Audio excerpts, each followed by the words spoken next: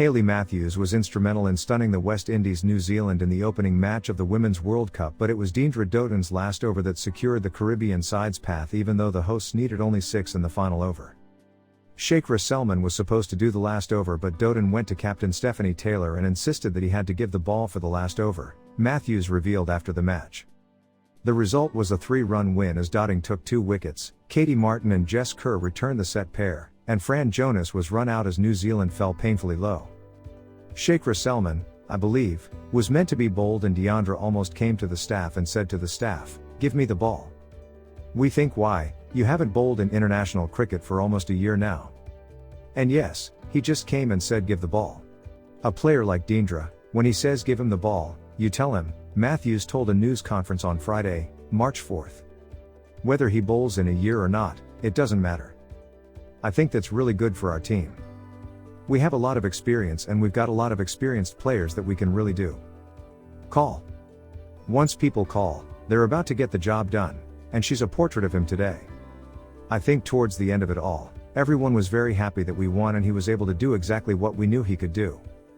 Matthews had 119 off 128 balls, which helped the West Indies post a challenging 259 ninths, and the 23-year-old also delivered the ball and took a few wickets. Calling it a huge win, the best player of the match added, "I keep saying we've obviously come to play under some undergrad radar in this tournament. And yes, I think it's really good for us. Making a statement like this first game is obviously huge, and yes, hopefully we can take this form to the rest of the tournaments, and obviously we got a pretty big first 4 games, obviously able to knock against New Zealand today if we can, then this is going to put us in a really strong position." Starting the innings in the ODIs after a gap of 6 months, Matthews admitted that he was quite hungry but had the greatest chance of gaining confidence to move forward in the campaign. "I think going to open there in the beginning, I probably thought I'd try to keep it a bit stable. But yeah, I think when we got up there and saw how well the wicket was playing, I was able to capitalize without trying too much. And yeah, I guess that's a lot of the way I've played my whole innings.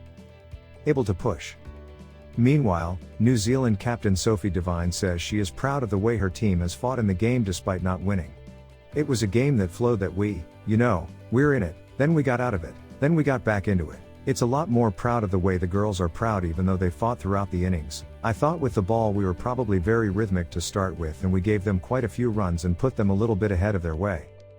So, there are some little things that we can adapt to quickly. I think it's a good idea to have a grip on this team and try to take it as deep as possible." New Zealand continued to lose wickets at regular intervals but were chased by Devine's 108 runs. After Devine was out in the 45th over, Martin and Kerr were involved in a good partnership to bring New Zealand closer. "I was disappointed when I got out," Devine said. "I thought I was probably in a position to go and start towards the end of the innings. But the way Katie was batting, and especially the way we know Jess Kerr and Hannah had full confidence in her. Roy could strike the ball. So yes. It's hard." New Zealand have just 2 days off before their next match against Bangladesh on 7th of March. Although Devine sees it as positive because they can quickly put the loss behind them. I think it's probably a good thing that we don't have too much time to think about it. I think we clearly know where we missed tonight. And we know we have to go back to our strength. Special when we play against a team